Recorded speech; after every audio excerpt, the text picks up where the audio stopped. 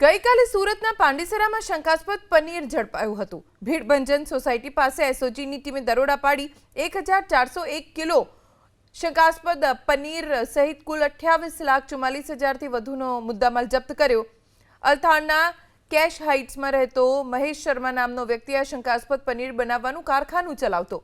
બાતમીના આધારે એસઓજીની ટીમે મહાનગરપાલિકાના ફૂડ એન્ડ સેફટી વિભાગની ટીમ સાથે દરોડા પાડ્યા। સ્થળ પરથી લૂઝ પનીર સાથે પેસ્ચરાઇઝ્ડ મશીન, હોમોનાઇઝર, વેન્યુરી મશીન, સ્ટેજ અને વજન કાંટા સાથે એસિટિક એસિડનું 10 લીટરનું કેન, પામોલિન તેલના 28 ખાલી ડબ્બા, પામોલિન તેલના 16 ભરેલા ડબ્બા સહિત કુલ 28 લાખથી વધુનો મુદ્દામાલ જપ્ત કર્યો। તપાસમાં એ પણ ખુલાસો થયો કે મહેશ શર્મા છેલ્લા 2 વર્ષથી પનીર બનાવવાના ધંધા સાથે સંકળાયેલો છે। મહેશ શર્મા શંકાસ્પદ પનીરને પ્લાસ્ટિકની થેલીમાં પેક કરીને પ્રતિ કિલો 220ના ભાવે સુરતની વિવિધ ડેરીમાં જથ્થાબંધ અને છૂટક વેચતો।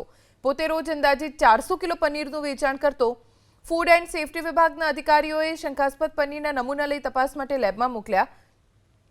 લેબના અહેવાલ બાદ આગળની કાર્યવાહી હાથ ધરાશે।